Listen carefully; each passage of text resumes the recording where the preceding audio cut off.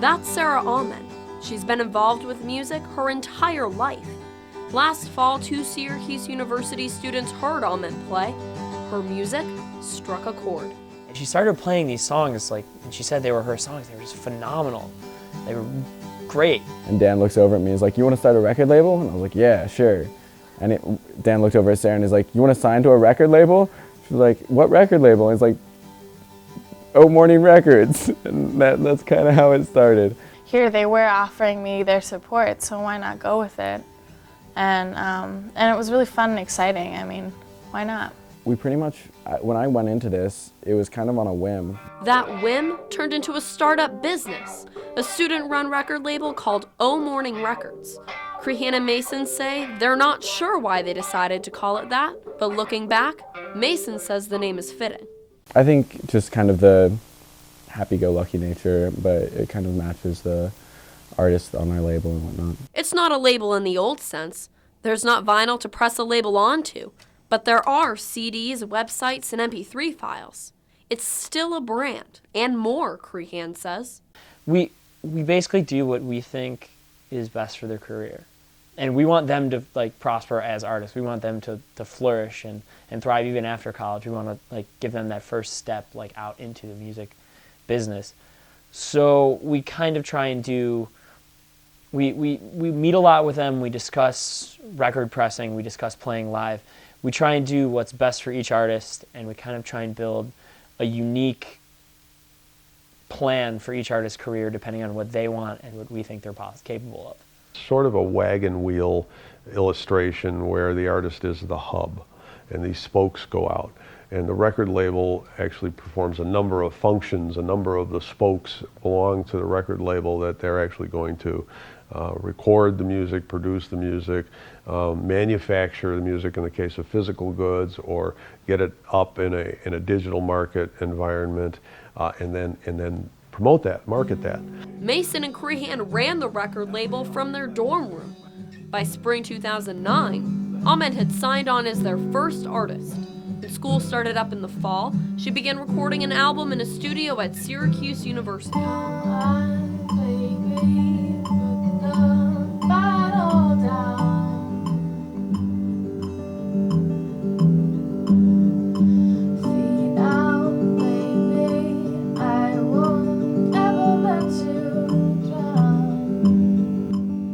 And that's when oMorningrecords really started to take off.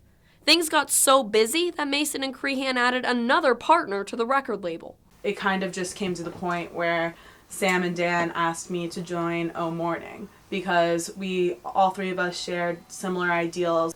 Dan and I once described ourselves as chickens without heads running around screaming, "Oh my God, oh my God!"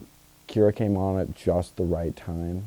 Everything's kind of falling into place. By September 2009, oMorningrecords had signed on 4 more artists. These artists are all signed to the same record label, but the music they play is definitely not in the same category. My band is, we're weird. We're an ambient experimental band.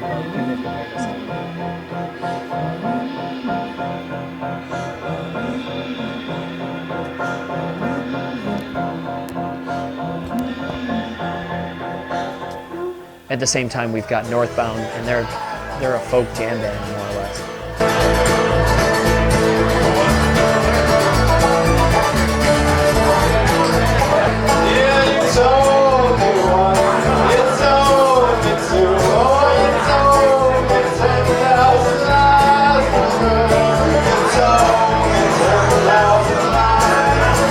We've got Kevin and Brandon Mouth's Cradle. It's an indie electro hip hop group.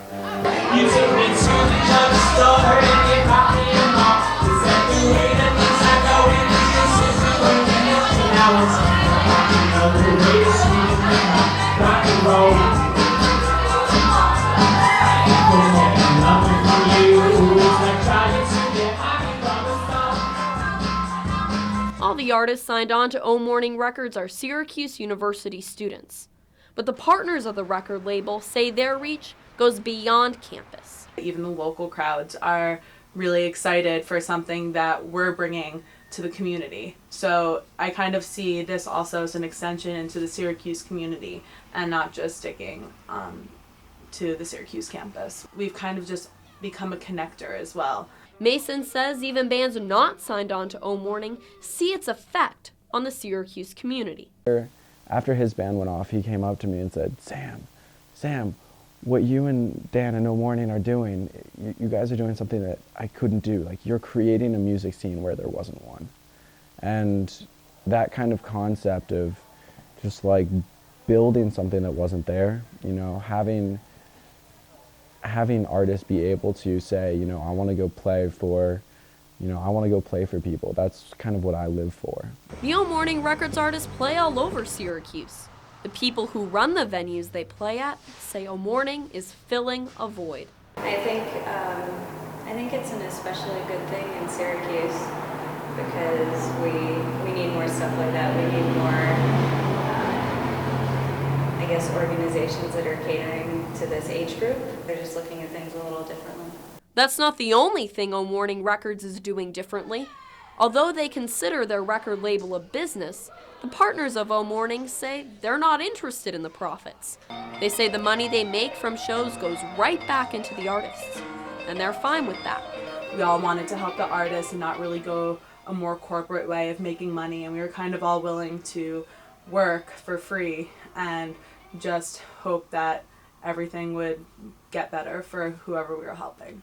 There's something very right-minded about that, and actually, you know, in a perfect music business, passion might equal success. Rezik says any good entrepreneurship has an exit strategy, a way to end business and plan what's next.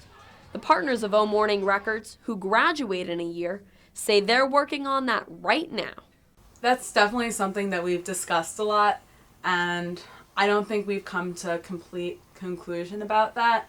We've all really loved the time that we've put into it, and while we have considered continuing with it, we've also played with the idea of keeping it something in Syracuse. The future of oMorning Records may be uncertain, but Crehan says what they're doing now is important to Syracuse. Sharing music is a very human thing. Sharing anything you love a lot is very human. To want to, you know, take something that's very personal to you and just show it to your friends, show it to people you know and say, look at this thing, this is really cool.